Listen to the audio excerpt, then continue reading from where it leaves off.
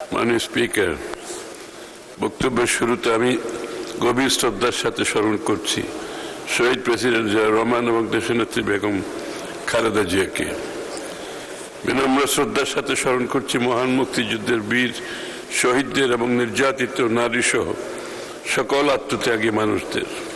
একই সাথে স্মরণ করছি স্বাধীনতার পর থেকে আজ পর্যন্ত গণতন্ত্র প্রতিষ্ঠার দীর্ঘ সংগ্রামে আত্মদানকারী সকল শহীদ এবং গুম, খুন, হামলা, মামলা, গুলিবর্ষণের শিকার সকল আহত যোদ্ধাকে, যাদের আত্মত্যাগ আমাদের জাতীয় জীবনে গণতন্ত্র এবং নতুন আশার দিগন্ত উন্মোচন করেছে। মহান আল্লাহ রাব্বুল আলামিনের কাছে আমি সকল শহীদদের আত্মার মাগফিরাত কামনা করছি। মাননীয় স্পিকার, আপনি জানেন যে সরকার গঠনের পর থেকে আমরা জনগণের জীবন মান উন্নয়ন, দেশের অর্থনীতিকে পুনরুজ্জীবিত করার লক্ষ্যে কার্যকর উদ্যোগ গ্রহণ করেছি। বর্তমান সরকার গঠনের পর থেকে সৃষ্ট বৈশ্বিক অস্থিরতা, অর্থনীতির অভ্যন্তরীণ কাঠামোর দুর্বলতা এবং মূল্যস্ফীতিজনিত চাপ মোকাবেলা করে দেশের অর্থনীতিকে পুনর্গঠন করা বর্তমান সরকারের অন্যতম প্রধান অগ্রাধিকার। সরকারি ব্যয়ের প্রতিটি ক্ষেত্রে অপচয় কমানো, অগ্রাধিকারহীন ব্যয় সংকোচন, প্রশাসনিক ব্যয়ে মিতব্যয়িতা নিশ্চিত করার চেষ্টা করছে।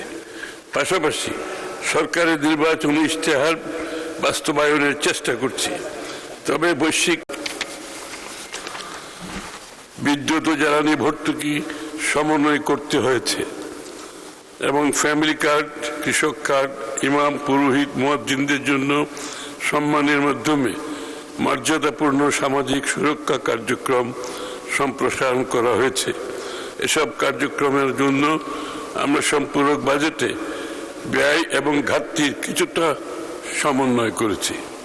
মাননীয় স্পিকার, চলতি 2025-26 অর্থ বছরের মূল বাজেটে সরকারি নিট ব্যয়ের প্রাক্কলন করা হয়েছিল মোট 7,90,000 কোটি টাকা।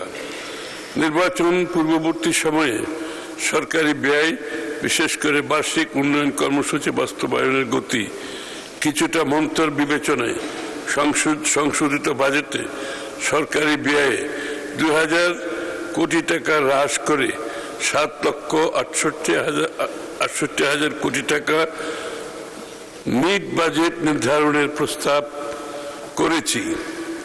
বাজেট ঘাটতি প্রস্তাব করেছি 2 লক্ষ কোটি টাকা, যা জিডিপির 3.3%। সংশোধিত বাজেটে মোট 27টি মন্ত্রণালয়, বিভাগ ও অন্যান্য প্রতিষ্ঠানের বরাদ্দ বৃদ্ধি পেয়েছে, যার পরিমাণ মোট 56,117 কোটি 59 লক্ষ টাকা।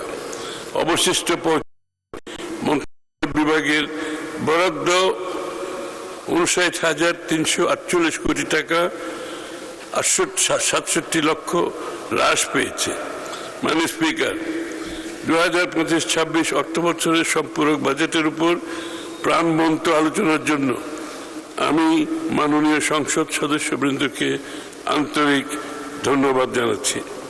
আমি আপনার মাধ্যমে মহান সংসদের সকল মাননীয় সংসদ সদস্যকে সম্পূরক আর্থিক বিবৃতিতে বর্ণিত দায়যুক্ত ব্যয় ব্যতীত অন্যান্য ব্যয় বাবদ দাবিকৃত মঞ্জুরি সমূহ অনুমোদন দেওয়ার জন্য অনুরোধ করছি।